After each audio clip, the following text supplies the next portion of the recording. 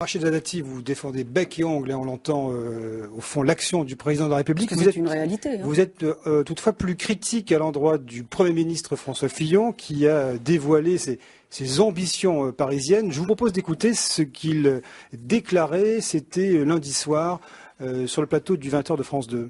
J'ai dit que je serais candidat aux législatives à Paris parce qu'il y avait un certain nombre d'occasions qui me conduisaient à le faire, et notamment le dernier congrès des maires et adjoints de la Sarthe auquel j'ai participé. Vous avez choisi la circonscription ? Je l'ai choisi et tout le monde le sait, mais je le fais simplement parce que je pense que je peux être utile dans un nouveau contexte politique, dans une capitale française où notre famille politique a rencontré beaucoup d'échecs, où il faut essayer de rassembler. C'est pas une décision qui a été très facile à prendre pour moi, compte tenu de mon attachement à la Sarthe, mais je pense que, comme je l'ai dit, dans la Sarthe, à emprunter toujours les mêmes chemins, on devient moins utile. Si je peux être utile à Paris, j'essaierai de l'être, mais j'y viens avec beaucoup d'humilité. Alors, Rachida Dati, François Fillon, candidat à Paris, dans la circonscription qui concerne votre arrondissement. Hein. Vous êtes pour ou contre ? On le sait, vous êtes contre. On vient pendant 10 minutes d'expliquer la situation de la France et la situation de l'Europe. Moi, je vais vous dire, je vois le président de la République est en première ligne tout le temps. Vous savez, François Fillon, c'est le Premier ministre de la France. Ben moi, je suis choquée qu'au lieu de s'occuper des Français, de leurs difficultés, d'aller sur le terrain, moi, je suis une fois par semaine en France, au nom de ma famille politique, pour expliquer l'action du gouvernement. Alors, il est en Corée, au Japon, c'est un Premier ministre qui n'a jamais autant voyagé. C'est bien d'aller parler aux Coréens, aux Japonais, c'est mieux de s'occuper des Français, je crois, et surtout en ce moment.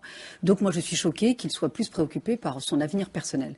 Alors, ce qui l'a conduit à vouloir se présenter aux législatives à Paris, moi, je vais vous le dire, parce que maintenant, il faut aussi dire les choses. La première, c'est qu'il a dit, notamment à des ténors de la majorité, c'est qu'il allait être battu dans la Sarthe. Il suffit de le vérifier. Et il a eu effectivement des éléments pour cela, en disant j'allais être battu dans la Sarthe, il vaut mieux que j'aille ailleurs.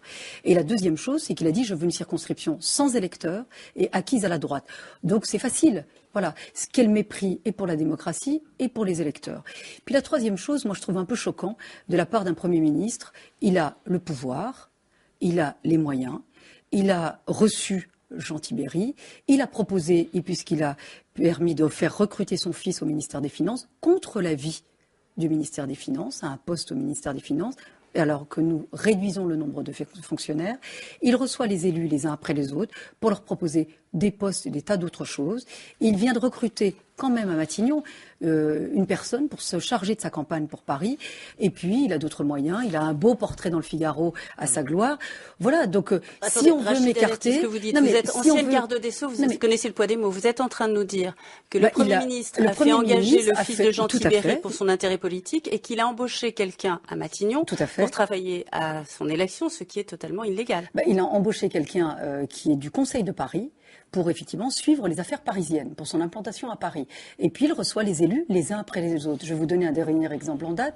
Un élu et non des moindres qui me soutenait et qui me soutient m'a dit si j'ai été reçu par le Premier ministre, qui risque de me proposer, qui peut me proposer quelque chose qui m'intéresse, évidemment je ne te soutiendrai pas et je soutiendrai si effectivement l'affaire se fait, si je puis dire.